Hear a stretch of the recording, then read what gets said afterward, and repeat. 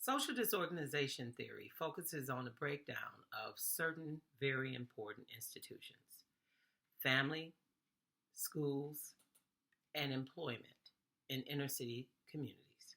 So, oftentimes in low income neighborhoods, you have deteriorating family structures, you have subpar schools with inadequate instruction when it comes to teaching children, and a lack of resources to make the education of quality and substantial. And then you have a lack of jobs. And oftentimes you see where there's a deterioration or a breakdown in how these institutions function. And these institutions are very, very important when it comes to us being able to implement what is called social control. And social control is when we regulate how we think and how we feel. So the institutions such as family and education, again, break down. Social control is weakened. And again, when we can't control how we think and how we feel and respond in social situations, then we are having a difficult time being able to control our deviant or criminal impulses, and we're not able to prevent ourselves from acting on those impulses. Gangs and other deviant groups become more influential than the family.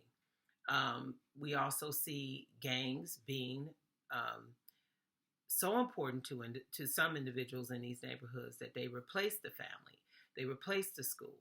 And if the child had any religious life, it replaces that also.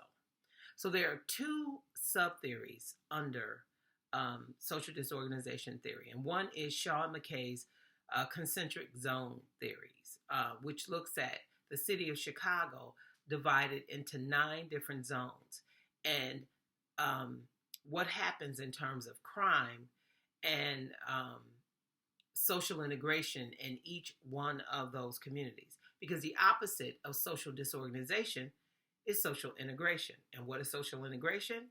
When we conform to the expectations of our community, where we engage in appropriate and conventional non-criminal behavior. So the opposite of that is social disorganization. And depending on which of those zones you live in, that determines pretty much the rate of crime that you would see, or the connection between crime and poverty. And then social ecology theory. So ecology refers to the environment. So social ecology theory will come after Shawn Mckay's concentric zone theory.